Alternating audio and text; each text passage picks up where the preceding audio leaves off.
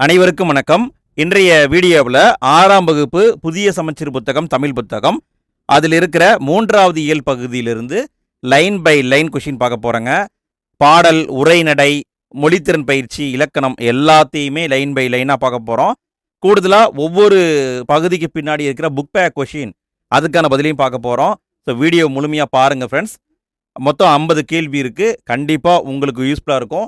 நீங்கள் டெட்டு டிஎன்பிஎஸ்சிக்கு படிக்கிறீங்கன்னா ரொம்ப ரொம்ப ரொம்ப யூஸ்ஃபுல்லாக இருக்கும். ஸோ வீடியோவை முழுமையாக பார்த்து பயன்படுத்திக்கோங்க.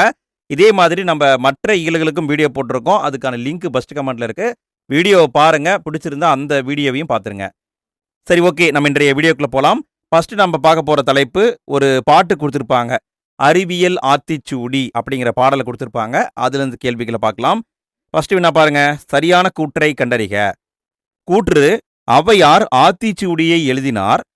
காரணம்: ஆத்திச்சூடி என்பது அகர வரிசையில் அறிவுரைகளை சொல்லும் இலக்கணமாகும். இதுக்கான பதில் என்னன்னு கேட்டிருக்காங்க. இதுக்கான பதில் கூற்று சரியா இருக்கு, காரணம் தப்பா இருக்குதுங்க. ஆத்திச்சூடி அப்படிங்கிறத ஃபஸ்ட்டு எழுதினவங்க ஔவையார் தான். ஆத்திச்சூடி அப்படிங்கிறது அகர வரிசையில் அறிவுரைகளை சொல்லக்கூடிய நூல். ஆனால் இது இலக்கணம் கிடையாது. நல்ல கவனிங்க, இது இலக்கணம் இல்லை, இலக்கியம் அப்படின்னு வரும். சரிங்களா? இது இலக்கணம் கிடையாது, இலக்கியம் அப்படின்னு வரணும். அப்போ இங்கே பார்த்தீங்கன்னா கூற்று மட்டும் சரி என்பதா ஆன்சர். அடுத்த வினா பாருங்க. தம்மை ஒத்த அலை நீளத்தில் சிந்திப்பவர் என்று நெல்லை முத்துவை பாராட்டியவர் யார்? தம்மை ஒத்த அலை நீளத்தில் சிந்திப்பவர் என்று நெல்லை சு முத்துவை பாராட்டியவர் யார்? இதுக்கான பதில் அப்துல் கலாம் ஐயா தான் பாராட்டியிருப்பாங்க. அடுத்த வினா, நெல்லை சு முத்து பணியாற்றிய நிறுவனங்களில் சரியானது எது? நெல்லை சு முத்து அவர் கவிஞர் மற்றும் அறிவியல் அறிஞர். அவர் எங்கெங்க வேலை பார்த்தாரு அப்படின்னு கேட்குறாங்க. அவர் விக்ரம் சாராபாய் விண்வெளி மையத்தில் வேலை பார்த்தாரு, சதீஷ் தவான் விண்வெளி மையத்தில் வேலை பார்த்தாரு, இந்திய விண்வெளி மையத்தில் வேலை பார்த்தாரு, திருவனந்தபுரம் விண்வெளி மையத்தில் வேலை பார்க்கல. ஸோ இது தப்பு. அப்போ விடைன்னு பார்த்தீங்கன்னா 1, 2, 3 மட்டும் சரி. அடுத்த கேள்வியை பாருங்க. புதிய ஆத்திச்சூடியை எழுதியவர் யார்?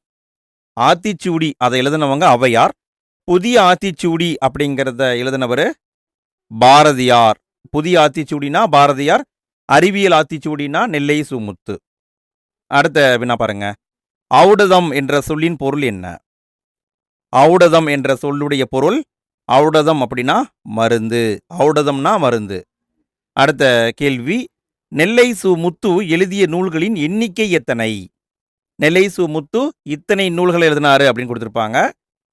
இதுக்கான பதில் 80க்கும் மேற்பட்ட நூல்கள் எழுதியிருக்காரு. 80க்கும் மேற்பட்ட நூல்கள். அடுத்த கேள்வியை பாருங்க. எவ்வகை வாக்கியம் என அறிக. நெல்லை சு முத்துவால் அறிவியல் ஆத்திச்சூடி எழுதப்பட்டது. நெல்லை சு முத்துவால் அறிவியல் ஆத்திச்சூடி எழுதப்பட்டதுன்னு வந்திருக்கு. அப்போ இதுக்கான பதில் செய்யப்பாட்டு வினை வாக்கியம். செய்யப்பாட்டு வினை வாக்கியம். அடுத்து நம்ம பார்க்க போகிறது இந்த பாடலுக்கு பின்னாடி இருக்கிற புத்தக வினாவிடைகள். கேள்வியை பாருங்க. உடல் நோய்க்கு எது தேவை? உடல் நோய்க்கு எது தேவை? ஔடதம் அதான் தேவை. ஔடதம்னா மருந்து. அடுத்த கேள்வி, நண்பர்களுடன் டேஸ் விளையாடு.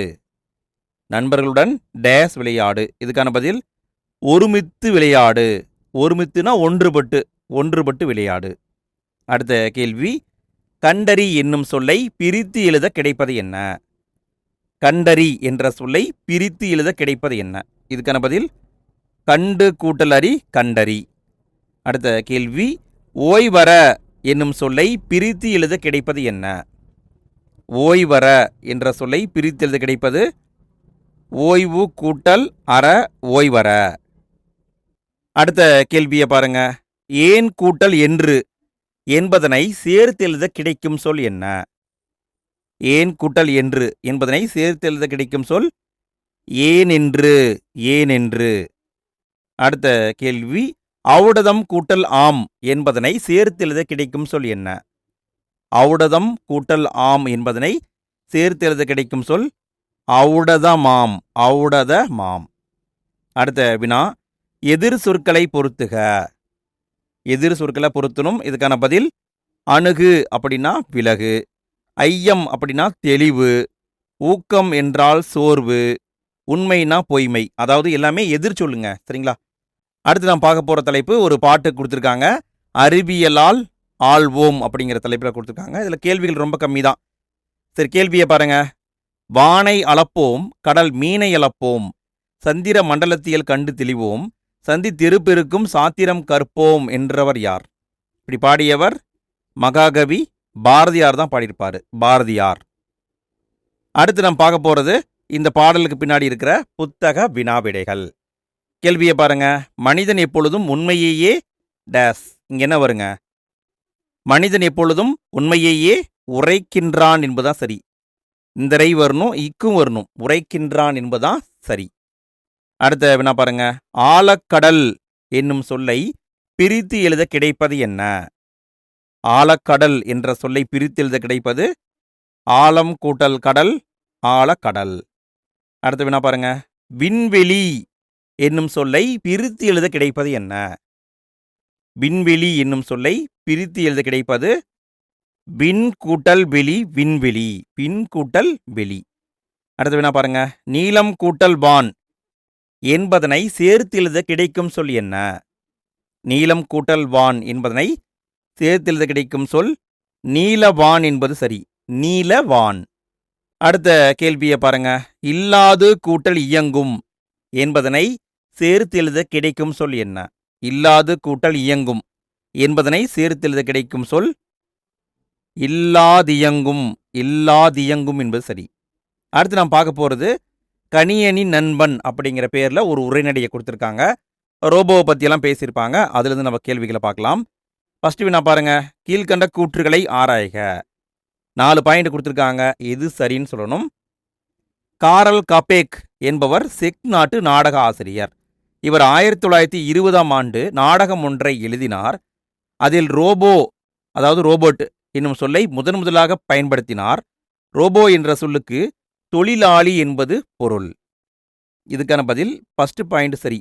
காரல் கபேக் அப்படிங்கிற ஒரு செக் நாட்டு நாடக ஆசிரியர். கரெக்டு. 2வது பாயிண்ட்டும் சரி.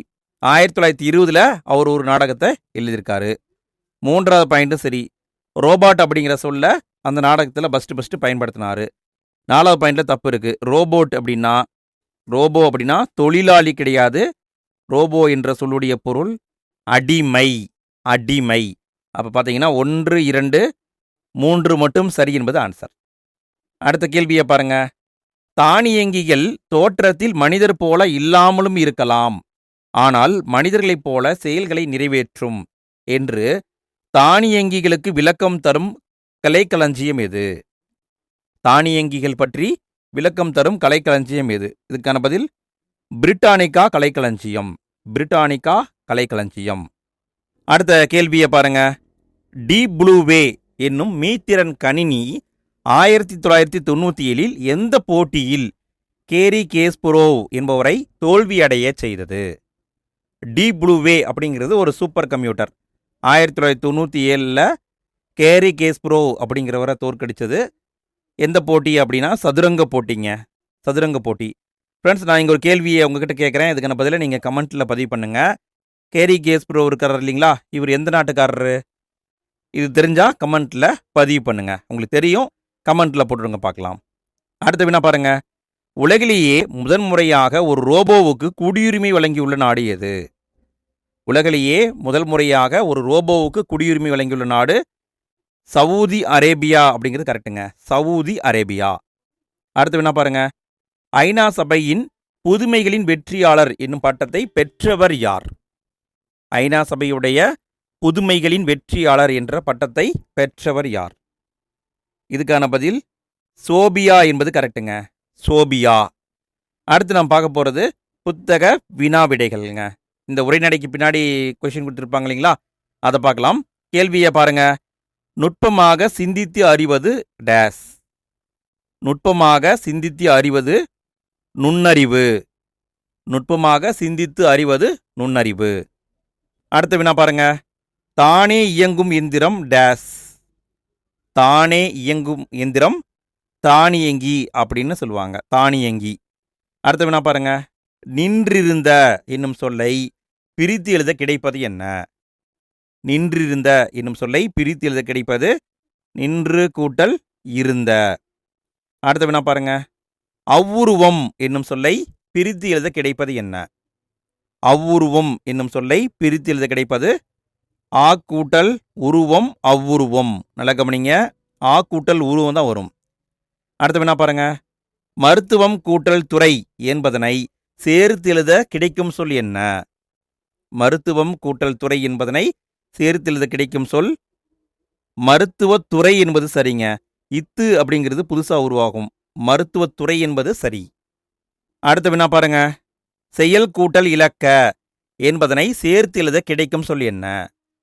செயல் கூட்டல் இலக்க என்பதனை சேர்த்து எழுத கிடைக்கும் சொல் செயல் இலக்க. செயல் இலக்க இதுதான் வருங்க. அடுத்த வினா பாருங்க. நீக்குதல் என்னும் சொல்லுடைய எதிர்ச்சொல் என்ன? நீக்குதல் இந்த சொல்லுக்கான எதிர்ச்சொல் கேட்குறாங்க. நீங்கள் அறிஞ்சொரு பொருள்லாம் போட்டு விட்றாதீங்க. போக்குதல் அப்படின்னு போட்டுறாதீங்க, தப்பு. இவங்க கேட்குறது என்ன? எதிர்ச்சொல் தான் கேட்குறாங்க. அப்போ இதுக்கான பதில் சேர்த்தல் என்பது சரி. சேர்த்தல். அடுத்த வினா பாருங்க. எளிது என்னும் சொல்லுடைய எதிர்ச்சொல் என்ன? எளிது இந்த சொல்லுக்கான எதிர்ச்சொல் அரிது. அரிது அப்படிங்கிறது கரெக்டுங்க. அடுத்து நான் பார்க்க போகிறது விரிவானம். ஒளி பிறந்தது அப்படிங்கிற தலைப்பில் சில கருத்துக்களை அப்துல் கலாம் ஐயா சொல்கிற மாதிரி கொடுத்துருப்பாங்க. அதுலேருந்து நம்ம கேள்விகளை பார்க்கலாம். கேள்வியை பாருங்க.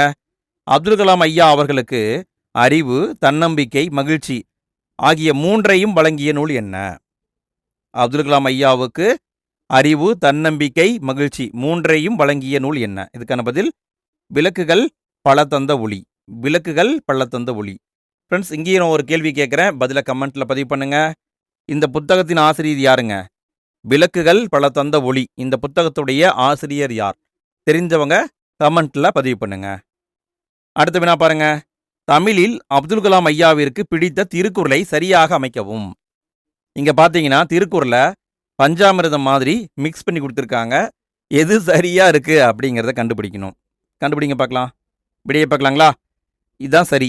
அறிவு அற்றம் காக்கும் கருவி, செருவார்க்கும் உள்ளளிக்கல் ஆகாரன். இதுதான் கரெக்டு. இதுதான் அப்துல் கலாம் ஐயாவிற்கு பிடித்த திருக்குறள். அடுத்த வினா பாருங்க. போலியோ நோயால் பாதிக்கப்பட்டவர்களுக்கு அப்துல் கலாம் ஐயா அவர்கள் உருவாக்கிய கார்பன் நிலை செயற்கை காலுடைய எடை என்ன? கார்பன் நிலையை பயன்படுத்தி ஒரு செயற்கை காலை உருவாக்குனாரு. அந்த காலுடைய எடை என்னன்னு கேட்குறாங்க. இதுக்கான பதில் 300 கிராம். 300 கிராம். அடுத்த வினா பாருங்க. சுதந்திர இந்தியாவுடைய வெற்றிகளாக அப்துல் கலாம் ஐயா குறிப்பிடுவது என்ன? சுதந்திர இந்தியாவுடைய வெற்றிகளாக அப்துல் கலாம் ஐயா குறிப்பிடுவது என்ன? இதுக்கான பதில் உணவு உற்பத்தியில் தன்னிறைவு அடைந்தது. சரி. தகவல் தொழில்நுட்பத்துறையில் மிகுதியான வளர்ச்சி பெற்றது. இதுவும் சரி. அணு உலைகள் மூலம் மின்சாரம் தயாரிப்பதில் முன்னணி பெற்றது. இதுவும் சரி. 4வது பாயிண்ட் சரி. நவீன மருந்துகளும் பாரம்பரிய மருத்துவ முறைகளும் வளர்ச்சி பெற்றது. இந்த நாளையும் நவீன இந்தியாவுடைய, அதாவது சுதந்திர இந்தியாவுடைய வெற்றிகளாக அப்துல் கலாம் ஐயா குறிப்பிடுறாங்க. அப்போ பார்த்தீங்கன்னா அனைத்தும் சரி என்பது ஆன்சர். அடுத்த வினா பாருங்க. 100 ஆண்டுகளுக்கு பின் எந்த சிறப்புகளை இந்தியா பெற்றிருக்கும் என அப்துல் கலாம் ஐயா குறிப்பிடுகிறார்?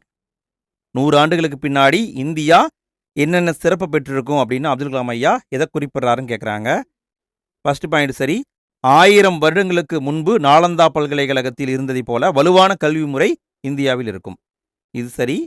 அடுத்த பாயிண்ட் சரி.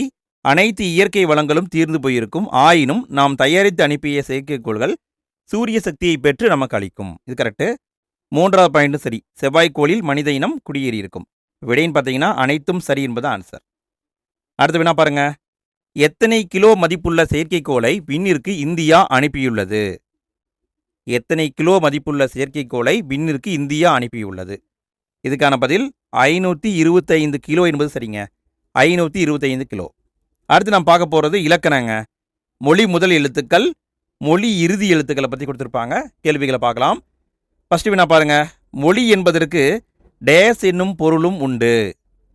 மொழி என்பதற்கு டேஸ் என்ற பொருளும் உண்டு. இதுக்கான பதில் மொழி அப்படிங்கிறதுக்கு சொல் என்ற பொருளும் இருக்கு. மொழி அப்படின்னாலும் சொல் அப்படின்னாலும் ஒன்று தான். அடுத்த வினா பாருங்க. கீழ்கண்ட கூற்றுகளை ஆராய்க. 3 பாயிண்ட் கொடுத்துருக்காங்க. எது சரின்னு சொல்லணும். உயிரெழுத்துக்கள் 18ம் சொல்லின் முதலில் வரும். கச, தன, பம ஆகிய இந்த 6 வரிசையில் உள்ள எல்லா உயிர்மெய் எழுத்துக்களும் சொல்லின் முதலில் வரும். யா, ஞா, யா, வா இந்த 4 வரிசை ஆகிய வரிசையில் உள்ள சில உயிர்மெய் எழுத்துக்கள் மட்டுமே சொல்லுக்கு முதலில் வரும். இதுக்கான பதில்னு பார்த்தீங்கன்னா, மொழிக்கு முதலில் வரும் வரிசைகளை பொறுத்துக. அதாவது மொழிக்கு முதல்ல வர்றது பார்த்தீங்கன்னா, சில எழுத்து வரிசையில் சில எழுத்துக்கள் மட்டும்தான் வரும். இதுங்க நான் கொடுத்துருக்கேன், ஜஸ்ட் என்னென்னு மட்டும் பார்த்துக்கோங்க. இதுக்கான பதில் யா வரிசையில் ஒரு எழுத்து மட்டும் வரும். ஞா வரிசையில் 4 எழுத்து வரும். யா வரிசையில் 6 எழுத்து வரும். வா வரிசையில் 8 எழுத்து வரும். இதை நல்லா பார்த்து வச்சுக்கோங்க ஃப்ரெண்ட்ஸ். அடுத்த வேணா பாருங்க. நோ இந்த ஓரெழுத்து ஒரு மொழியுடைய பொருள் என்ன? நோய் என்ற ஓரெழுத்து ஒரு மொழியுடைய பொருள் என்ன? இதுக்கான பதில் நோ அப்படின்னா துன்பம்ங்க. நோ அப்படின்னா துன்பம். அடுத்த வினா பாருங்க. மொழிக்கு முதலில் வராத எழுத்துக்களை ஆராய்க. மொழினா ஒரு சொல்லுக்கு முதல்ல வராத எழுத்துக்கள் என்னங்கிறத ஆராய்ந்து கண்டுபிடிக்கணும். மெய்யெழுத்துக்கள் 18ம் சொல்லுடைய முதலில் வராது. டா, நா, இந்த ரா, லா, லா, லா, ரா, நா இந்த ஆகிய 8 உயிர் எழுத்துக்களின் வரிசையில் ஓர் எழுத்து கூட சொல்லுக்கு முதலில் வராது. ஆயுத எழுத்து சொல்லின் முதலில் வராது. இதுக்கான பதில்னு பார்த்தீங்கன்னா, ஃபர்ஸ்ட் பாயிண்ட் சரி, மெய் எழுத்துக்கள் 18. 2வது பாயிண்டில் தப்பு இருக்குதுங்க. இந்த 8ன்னு கொடுத்துருக்காங்க இல்லைங்களா, 8 உயிர் எழுத்துன்னு கொடுத்துருக்காங்க. நல்லா கவனிங்க, இதெல்லாமே உயிர் மெய் எழுத்துக்கள். அப்போ இந்த பாயிண்ட் தப்பு. 3வது பாயிண்ட் சரியாக இருக்குது. அப்போ பார்த்தீங்கன்னா 1, 3 மட்டும் சரி என்பது ஆன்சர். அடுத்த வினா பாருங்க. கீழ்கண்ட கூற்றுகளை ஆராய்க. கூற்று டமாரம், ரம்பம், லண்டன், பிரான்ஸ், டென்மார்க் போன்றவை பிறமொழி சொற்கள். காரணம் இவற்றை தமிழில் ஒலிபெயர்த்து எழுதுகிறோம். இதுக்கான பதில்னு பார்த்தீங்கன்னா, கூற்றும் சரி, காரணம் சரி. கூற்று காரணம் இரண்டுமே சரிதாங்க. இதை நாம் ஒலிபெயர்த்து தான் எழுதியிருக்கோம். அதாவது மற்ற மொழியிலையும் பிரான்ஸ் அப்படி தான் சொல்கிறாங்க, நாம் தமிழ்லையும் பிரான்ஸ் தான் எழுதுகிறோம். சரிங்களா? அப்போ இதை ஒலிபெயர்த்து தான் எழுதியிருக்கோம். அடுத்து வினா பாருங்க. கீழ்கண்ட கூற்றுகளை ஆராய்க. கூற்று 1, உயிர் எழுத்துக்கள் மெய் எழுத்துடன் இணைந்து உயிர் மெய்யாக மட்டுமே சொல்லுடைய இறுதியில் வரும். கூற்று 2, அளபடை எழுத்துக்களில் இடம்பெறும் பொழுது உயிர்மெய் எழுத்துக்கள் சொல்லின் இறுதியில் வரும். நல்லா கவனிங்க. இதுக்கான பதில்னு பார்த்தீங்கன்னா, கூற்று 1 சரியா இருக்கு. உயிர் எழுத்தும் மெய் எழுத்தும் சேர்ந்து உயிர்மெய் எழுத்தாகத்தான் சொல்லுக்கு இறுதியில் வரும். கரெக்டு. 2வது பாயிண்டில் தப்பு இருக்குதுங்க. அளபடை எழுத்துக்களில் உயிர் எழுத்து, நல்லா கவனிங்க, உயிர் எழுத்து தான் சொல்லுக்கு இறுதியில் வரும். அப்போ பார்த்தீங்கன்னா கூற்று 1 மட்டும் சரி என்பது ஆன்சர். 1 மட்டும் சரி. அடுத்த வினா பாருங்க. மொழிக்கு இறுதியில் வராத எழுத்துக்களை ஆராய்க. ஒரு சொல்லுக்கு இறுதியில் வராத எழுத்து என்னங்கிறத கண்டுபிடிக்கணும். ஆயுத எழுத்து சொல்லின் இறுதியில் வராது. இது கரெக்டுங்க. ஆயுத எழுத்து வராது. 2வது வரிசையில் பாருங்க. கா இந்த எழுத்து வரிசையில் எந்த உயிர் எழுத்தும் சொல்லின் இறுதியில் வராது. நல்லா கவனிங்க. இது உயிர்மெய் எழுத்துங்க. உயிர் எழுத்தா உயிர்மெய் எழுத்தான்னு பார்த்துக்கோங்க. அப்போ இது தப்பு. அதாவது இந்த வரிசையில் எந்த உயிர்மெய் எழுத்தும் வராது. கரெக்டு. ஆனால் உயிர்மெய்ன்னு இங்கே வந்திருக்கணும். 3வது பாயிண்ட் பாருங்க. எகர வரிசையில் கே முதல் நே வரை முடிய எந்த உயிர்மெய் எழுத்தும் மொழிக்கு இறுதியில் வராது. இது கரெக்டுங்க. 4வது பாயிண்ட். ஒகர வரிசையில் நோ தவிர பிற உயிர்மெய் எழுத்துக்கள் மொழியின் இறுதியில் வராது. இதுவும் கரெக்டு. அப்போ பார்த்தீங்கன்னா 1, 3, 4 மட்டும் சரி. அடுத்த வினா பாருங்க. சொல்லின் இடையில் மட்டும் வரும் எழுத்துக்களை ஆராய்க. இதுக்கான பதில் மெய் எழுத்துக்கள் 18ம் சொல்லின் இடையில் வரும். கரெக்டு. அடுத்த பாயிண்ட். உயிரெழுத்துக்கள் சொல்லின் இடையில் வரும். இது தப்பு. உயிர் மெய் தான் வரும். உயிர்மெய் எழுத்து தான் சொல்லுக்கு இடையில் வரும். ஆயுத எழுத்து சொல்லின் இடையில் மட்டுமே வரும். இது கரெக்டு. அளபடையில் மட்டும் உயிரெழுத்துக்கள் சொல்லின் இடையில் வரும். இந்த கூற்று தான் கரெக்டு. அளபடையில் மட்டும்தான் வரும். அப்போ பார்த்தீங்கன்னா 1, 3, 4 மட்டும் சரி. அடுத்து நம்ம பார்க்க போகிறது மொழித்திறன் பயிற்சி. இதில் சில கொஸ்டின்ஸ் இருக்குது, பார்த்துடலாங்க. கீழ்கண்ட கூற்றுகளை ஆராய்க. 3 பாயிண்ட் கொடுத்துருக்காங்க, எது கரெக்டுன்னு சொல்லணும். 1921 சர் சி.வி. ராமன் அமெரிக்கா சென்றார். மத்திய தரைக்கடலில் செல்லும் பொழுது கடல் நீர் ஏன் நீல நிறமாக உள்ளது என யோசித்தார். இந்தியா திரும்பி பாதரச ஆவி விளக்கு, பென்சின், நிறமாலை காட்டி ஆகியவற்றின் மூலம் ராமன் விளைவை கண்டறிந்தார். இதுக்கான பதில்னு பார்த்தீங்கன்னா ஃபஸ்ட்டு பாயிண்டில் தப்பு இருக்குது. 1921 sir C V Raman America போகவில்லை. அவர் எங்கே போனாருங்க? அவர் இங்கிலாந்து நாட்டுக்கு போனார். இரண்டாவது பாயிண்ட் சரி.